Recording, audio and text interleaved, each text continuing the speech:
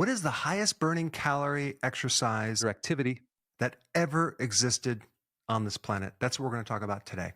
Now, this information is based on a person that weighs about 155 pounds, and all of these activities are based on 1 hour of doing them. A lot of these exercises cannot be performed for a whole hour, but just to give you a relative comparison per unit of time, I'm going to list everything by the calories burned. And then when we're done, I want to clarify some really important points on calories because it's not all about burning calories. We start with sleeping. You'll burn 50 calories per hour when you're sleeping. And then we graduate to sitting, being sedentary, sitting on the couch. 65 calories per hour you can burn just by doing nothing. And just as a side note, if you chew gum, you can burn a few more calories an hour. If you laugh, you can burn a few more calories per hour. And if you fidget, you can burn a few more calories per hour, all very insignificant. So when you're sitting there watching TV at night, eating popcorn, find a comedy, start laughing, fidget while you're chewing gum and eating the popcorn at the same time. And then we have standing. It takes a little more energy to stand. So we have 110 calories. Sex. It's not an exercise. I guess it could be. You'll burn about 200 calories an hour. But most people do not spend an hour performing that exercise, probably more like, 4 minutes, maybe 10 minutes. Then we have planks. If you did plank for an hour, you'd burn 240 calories. That seems pretty strange because it seems like a plank would burn way more calories. I'll have to double check that one. But I tell you one thing, I don't think most people can do a plank for more than 5-10 minutes, let alone an hour. Okay, then we have walking, moderate pace, about 3 miles an hour. You'll burn about 240 calories an hour. Bowling is 250 calories. House cleaning, vigorous effort, 250 calories. Gardening or yard work is 270 calories. Yoga, you can burn 280 calories. Walking briskly at 4 miles an hour, 340 calories. Golfing, 360 calories per hour. And then if you do the elliptical training moderately, it's about 400 calories an hour. Now, a more high-end yoga, like a power yoga, you could burn about 400 calories. Okay, and then the next series of exercise all burn roughly about 420 calories. Softball, baseball, rollerblading, roller skating, bicycling at 10 miles an hour, weightlifting, vigorous effort, Zumba, dance workout, and aerobics, moderate effort. All are 420 calories per hour. Then we have like aerobic dancing vigorously. That's 440 calories per hour.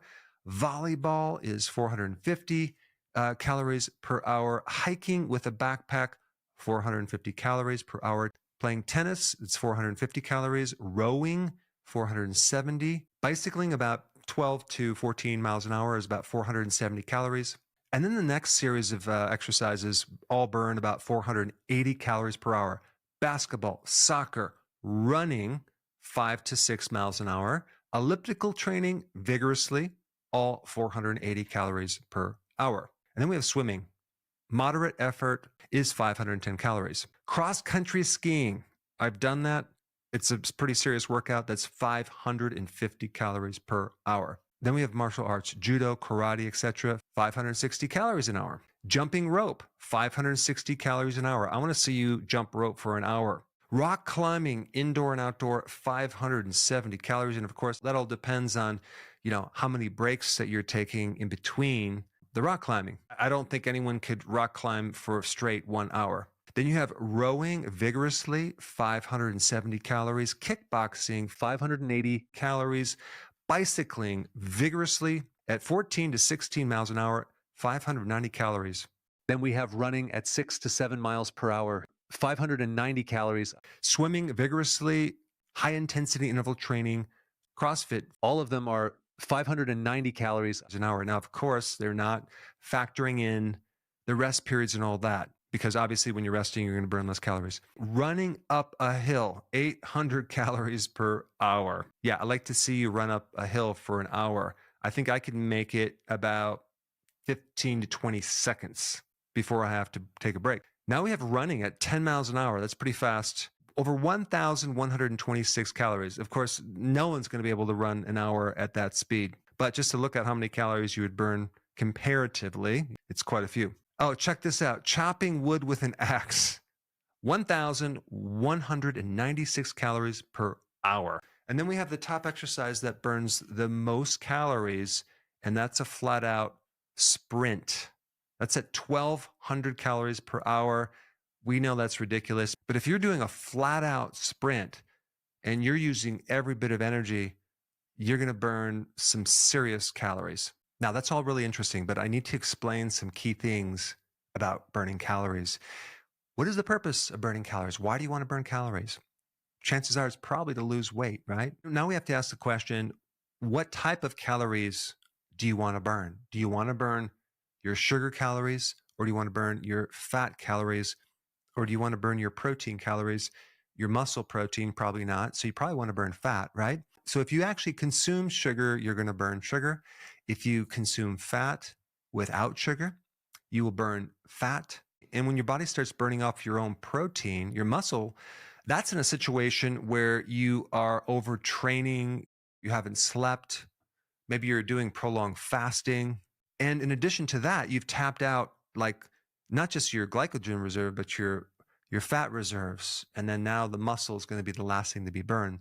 And that's called starvation. With some of these long distance runners, they have a bit of atrophy because they're generating so much energy and burning so many calories.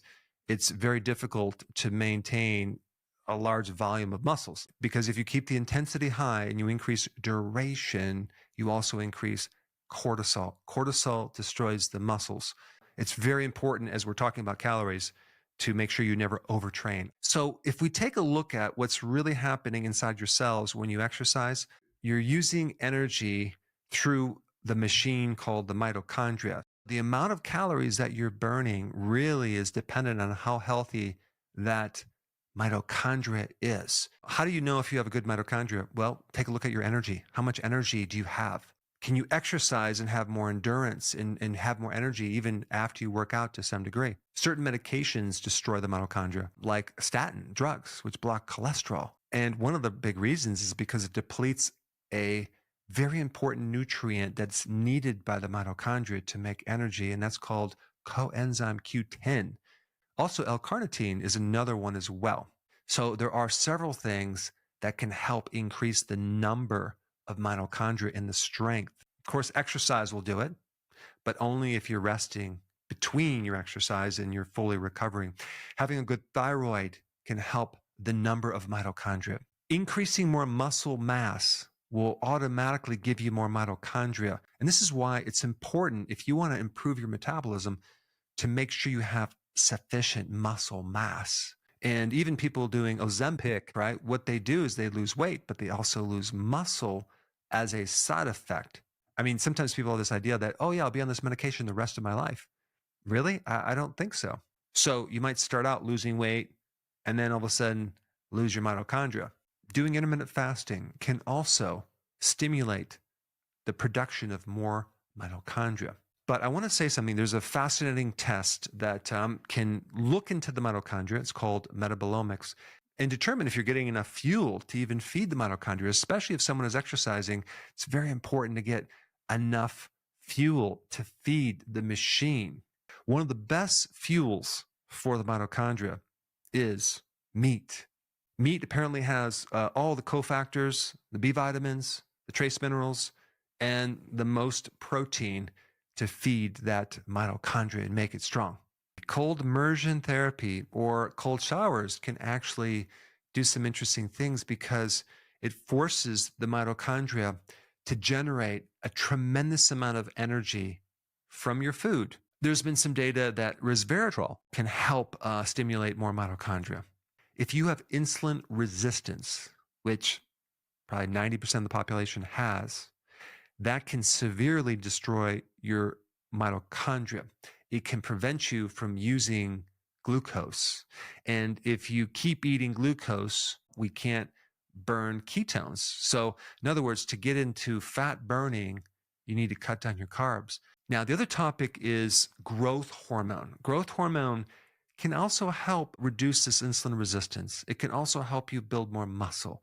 It can help you burn more fat. Even though you might be sprinting for 10 to 15 seconds and then resting for 4 minutes, You might not be burning a lot of calories, but what's going to happen is you're going to increase growth hormone 24 to 48 hours later while you're sleeping. So you're going to be burning fat while you're sleeping. And this is why you have to look beyond just the mechanics of burning calories, because there's other factors involved. One other big mistake that a lot of exercisers do is when they try to burn calories with exercise, they're putting tremendous amounts of energy out at the gym, and their diet is too high in carbs. So they'll end up burning off the sugar. Now they're hungry and they're craving sweets and sugar, and they keep putting the carbs back in, having these little snacks. So they never really lose a lot of weight because they're running their body on glucose and they're just putting it right back. So if we're talking about weight loss, exercise accounts for 15% of your gains, whereas the diet can be about 85% of your gains. Because regardless of how many calories you're burning, what if you could just focus on burning fat calories? Wouldn't that be a smart thing to do? Versus increasing the metabolism to burn off more sugar calories, which you then replace with sugar. Doesn't make sense. But if we're talking about exercise and we want to do an exercise that burns the most calories, you'd want to keep the intensity, the highest possible intensity you can do, and involve the most muscles, upper body and lower body. Recently, I was doing a metabolomic test on my mitochondria. I exercise a lot. I run up hills. I do all sorts of things. I was overtraining. So I cut that back, got more sleep, and now the mitochondria is better. So that's why the metabolomic testing, I think, is going to be the wave of the future, because you can predict things well before they become symptomatic. For more information on the best diet that you should be on to be able to have really healthy mitochondria, you should probably study this video right here.